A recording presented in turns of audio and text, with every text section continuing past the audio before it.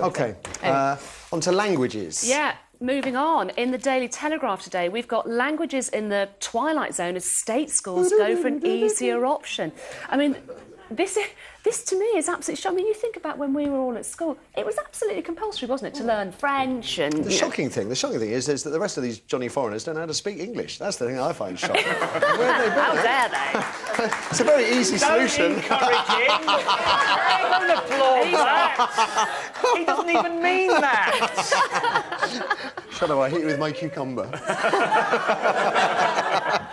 But this is really interesting to me. A generation of children is being left behind as foreign languages become an elitist subject and the preserve of private schools. I mean, you know, in this country we are shocking anyway, aren't we? When we go abroad, none of us can speak. Why do you think that? Is it because we just take the view that Johnny Foreigner must learn the Queen's English? Oh, yeah, I think it probably is. Yeah.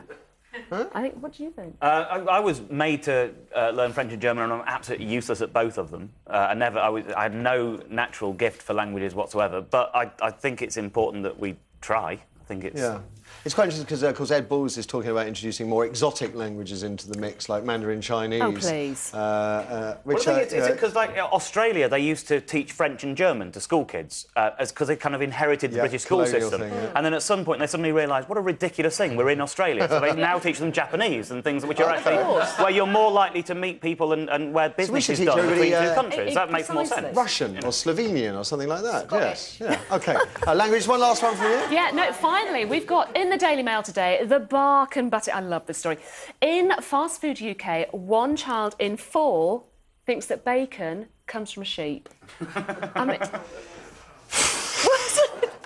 I'm still getting over the Jamie Oliver thing where the kid didn't know what an onion was. He said, what's this? Oh, my... I know. God, I don't know that. Which is sort of what we were talking about yesterday about whether kids should get the city life or the country life. It's that kids who don't see a sheep or a cow because they live in a very urban environment and only see food on the shelf of a shop, don't know where it's come from. Didn't you, when you were learning to read, do you know, cat, mat, cow... You know, sheep. Even I can remember that. Well, you did, but you didn't see pig and bacon sandwich on the same page with a big factory in between the pictures, did you? You didn't sort of get the relationship between the two. All right, nicely done, Anna. What have you got, Dave?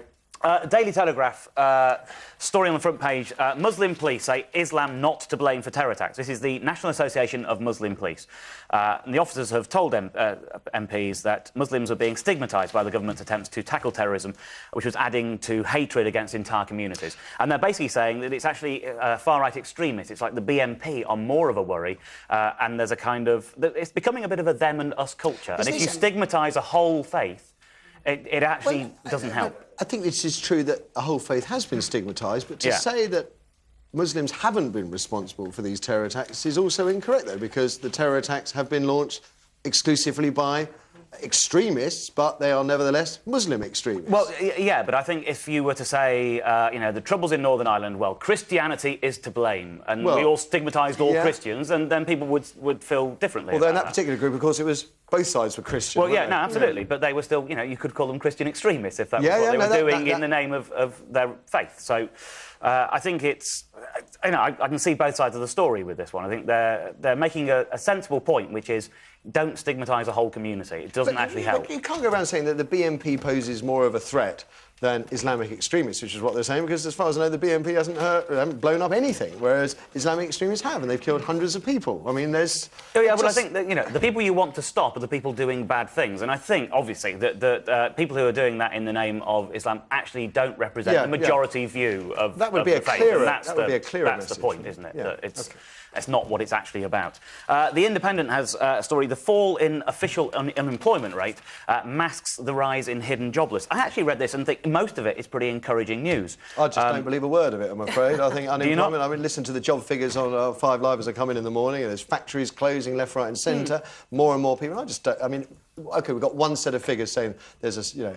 Well, actually, there's I think, fairly encouraging news. What seems to have happened is actually we've been a bit more flexible in this recession than we have in previous recessions. So more people have gone to part-time work, more people have taken voluntary sort of but if someone's gone shorter from, hours and... The winner of our Grow Your Own Christmas Tree competition, he was just put on reduced hours. So, you know, if you've suddenly gone from working 5 days a week to 1 day a week, I mean, you are... Well, that's what this is basically saying. There's a lot of people, and that means a lot of people in reduced economic circumstances, and that means there's less stimulation of the economy, and there is a knock-on effect of all that. But effectively, Actually, in the 1980s a recession, unemployment rose by 2 million, in the 1990s by 1.4 million. It's only risen by 850,000 during this recession, which is pretty encouraging, I think. In The Guardian, there was a competition, the Wildlife Photographer of the Year. Yeah. It's run by the BBC Wildlife magazine and the Natural History Museum. The winner was an amazing photograph of a wolf jumping over this gate. And it's been banned now. It's been taken out of the competition because they've discovered the Spanish photographer, José Luis Rodriguez, had actually used, I think, 99.9% certain that he'd used a tame wolf that he'd hired and got it to jump over the gate on order, basically. And wonderful photo though it is, it's not actually wildlife if it's someone's pet wolf. It is disputed, I should say. It is disputed, so we should see how that one goes. Spanish photographers recognised the wolf, apparently. And got in touch saying, "I cheat." This is a superb story, the Daily Mirror. Taxi for Mr. Moran. If you were going to rob a shop, what would you use as your getaway car? Would it be a minicab that you've booked and you've told him to back up to the shop, and then you and 3 of your mates run out with 2 tellies and say, "Drive!" and God love him, the cabbie went, "No."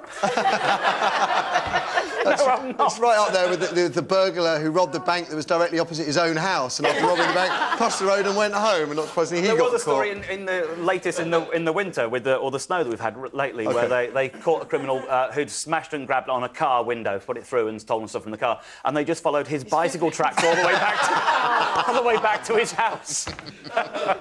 Now then, Gail, not much time for you, I'm afraid. Let's rattle through. I'll give you a nice story. Well, as nice as it can be from Haiti. A little boy has been pulled out of the rubble almost 8 days after the event, and his mum's... Amazing, just amazing. And his amazing, he looks so well, though. He looks amazing, and he's smiling away, and his mum's there waiting for him, and then there's an old lady, a gran, was saved from a tomb. So, you know, that it's unbelievable that they're still finding them. They're still finding them, so that's amazing. And lovely news and a lovely picture. So, we've got the Daily Telegraph, breast milk and fish oil won't make your child an Einstein.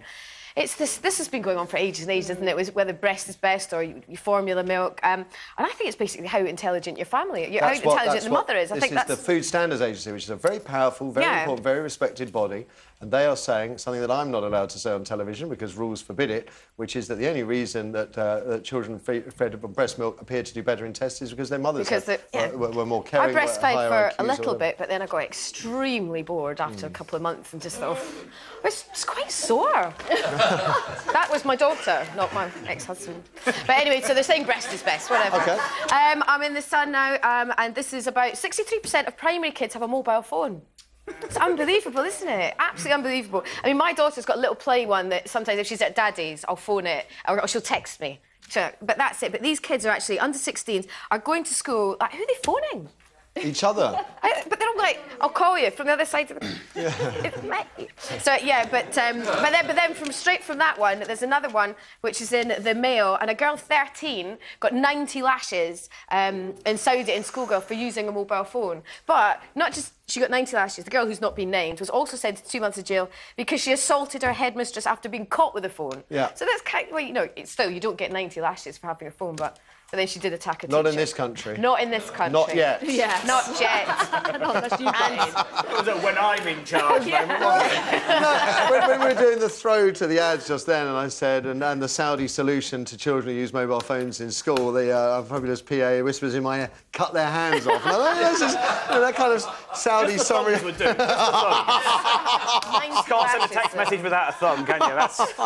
Go on, Galen, your last one. Finally, Daily Mail, children can catch stress. They're saying, basically, that parents that come home stressed and you know, have a bad day at work, and it's actually passing on to your children. The children. Well, imagine that. Yeah, you can. Of course, you can. I mean, I remember my parents, if they came home and Dad was stressed, it really makes an effect on the whole family because the tension. But there you go. OK.